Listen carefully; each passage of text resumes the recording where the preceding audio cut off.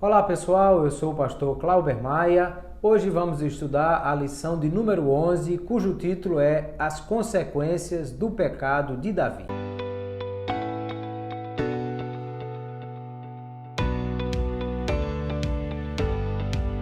Nós vimos na lição passada que Davi pecou, adulterou com Batseba, depois orquestrou a morte do seu esposo Urias e, portanto, cometeu dois pecados imperdoáveis e ambos os pecados o levaria à pena de morte, que era o que a lei de Moisés estabelecia. Mas o tempo passou e, decorrido um ano do pecado cometido, e Davi ainda não havia tido a oportunidade de confessar o seu pecado. No Salmo 32, ele diz que enquanto não confessou o pecado, a sua alma doía e ele sentia a mão de Deus pesando sobre ele de dia e de noite. O que me faz entender que Davi estava com medo, tinha consciência do pecado que havia cometido, mas também sabia das consequências disso. Na verdade, como disse, tanto o pecado de adultério com uma mulher casada, quanto o pecado de assassinato premeditado eram pecados passíveis de morte e ele deveria ser morto conforme a lei de Moisés. Quando a Bíblia fala sobre pecado, nós temos muitas ideias, muitos conceitos apresentados, tanto no Antigo quanto no Novo Testamento. A ideia de transgressão, ou seja, desobediência, de fazer aquilo que não deveria ser feito porque é contrário à vontade de Deus e à ordem que Deus deu. A ideia de estar andando no caminho errado e fazendo aquilo que é mal. No Novo Testamento, a palavra amartia, que é traduzida muitas vezes a palavra pecado é traduzida dela, diz sobre errar o alvo, ou seja, está indo na direção errada. Todo pecado agride a santidade de Deus, todo pecado é uma transgressão ao mandamento, todo pecado, portanto, se constitui numa rebeldia contra a vontade de Deus e todo pecado significa estar fora daquilo que é o que Deus estabeleceu para nós, errar o alvo. Portanto, quer ele se apresente como um conceito de mal moral, quer se apresente um conceito de transgressão, desobediência, quer se apresente no conceito de estar fora da vontade, o pecado sempre será algo danoso que destrói a relação do homem com Deus. E Deus já havia dito através do profeta Isaías que ele não tem a mão encolhida para que não possa salvar, nem tem o braço encolhido para que não possa alcançar, nem o ouvido agravado para que não possa ouvir, mas os pecados fazem separação e as iniquidades afastam de Deus. Então, Davi estava nessa condição, pecador, sabendo que estava distante de Deus, e Deus, que é um pai amoroso, que quer os seus filhos com ele e alcançando o perdão, ele manda o profeta Natã até a presença de Davi.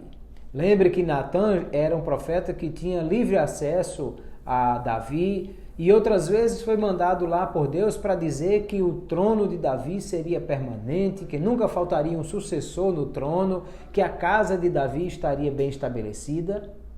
Mas agora Natã vai com outra finalidade, é trazer uma mensagem dura e de juízo contra Davi.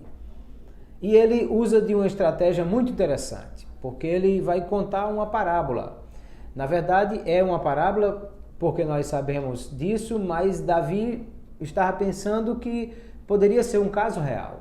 De um homem pobre que tinha apenas uma ovelhinha, um pequeno animal, que ele cuidava como se fosse uma filha e da própria família, que morava vizinho a um homem rico que tinha muito gado, muitas coisas, e um dia chegou um viajante na casa do homem rico e ele, ao invés de matar uma das tantas ovelhas que ele tinha, manda buscar a única ovelhinha que o seu vizinho tinha e mata para dar de comida àquele viajante.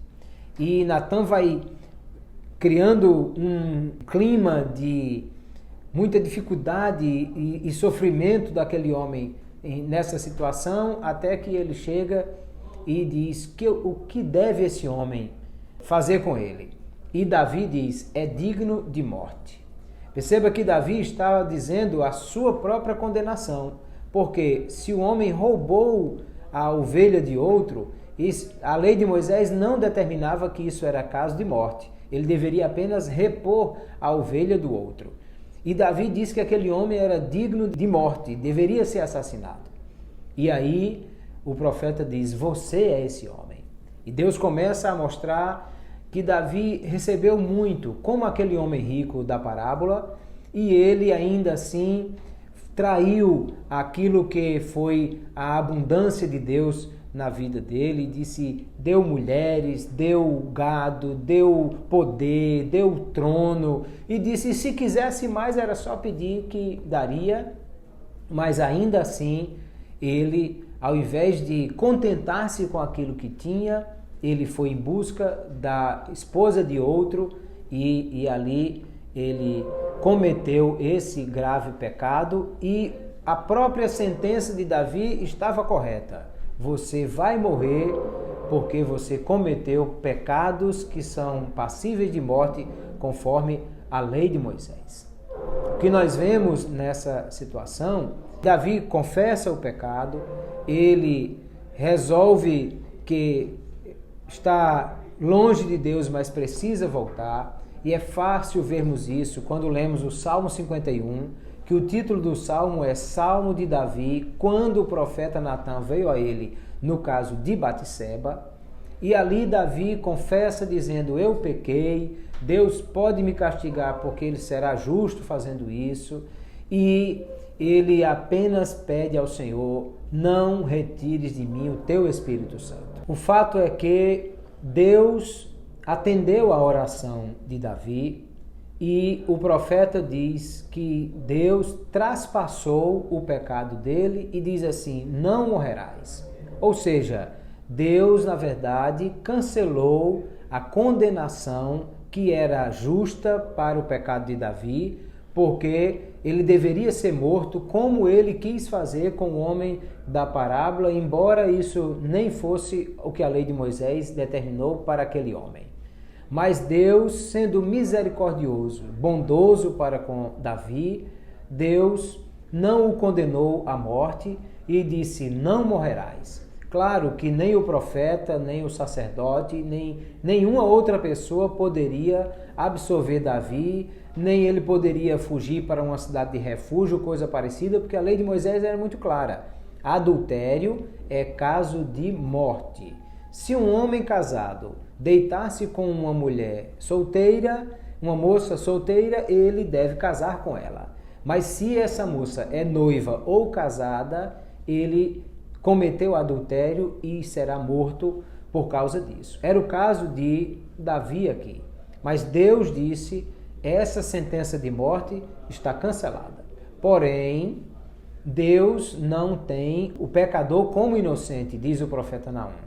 O fato é que Davi era culpado e confessou a sua culpa, e então Deus disse, não morrerás, mas que traria a espada à casa de Davi e que ele ia pagar tudo isso, e aquilo que Deus fez, que Davi fez em oculto, Deus exporia publicamente.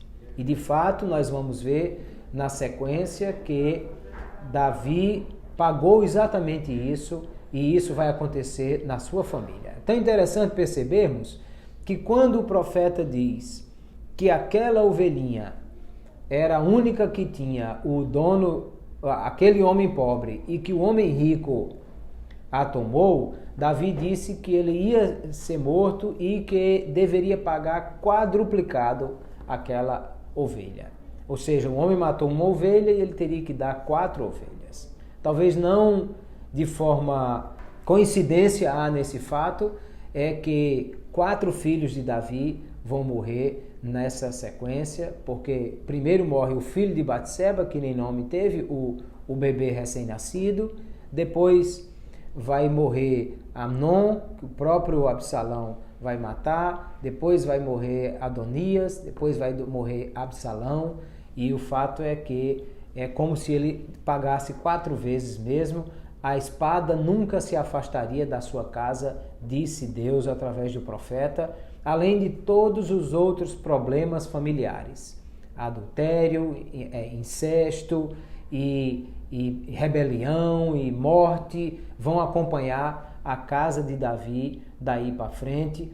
E o fato é que isso vai ser uma marca na vida de Davi. Ele era um grande guerreiro, um grande líder, um grande homem de Deus, um homem segundo o coração de Deus, mas um pai que deixou muito a desejar, um esposo que cometeu adultério e teve uma família que, embora estabelecida como dinastia sobre o trono de Israel, mas que muitos problemas familiares Davi teve. E aí nós vamos perceber que Deus não deixa o pecado impune e todo pecador vai ter que arcar com as consequências do seu pecado, e isso sempre será muito ruim para aquele que peca. Nós aprendemos aqui que, como disse 1 Reis 15:5, Davi sempre andou nos caminhos de Deus e sempre obedeceu ao Senhor em todos os mandamentos, em toda a sua vida, a não ser no caso de Urias, o heteu,